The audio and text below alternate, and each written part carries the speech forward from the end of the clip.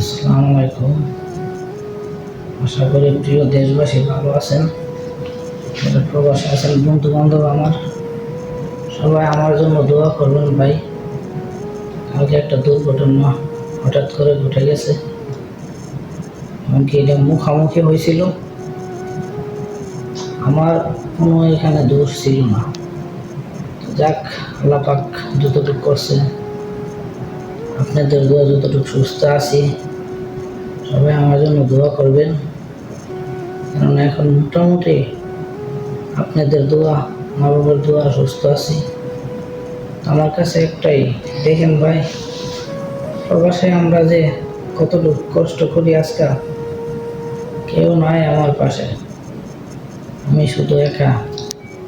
আমার অপারেশন করেছে, সব কিছু করছে, আমি একাই সব কিছু, মনে করেন যে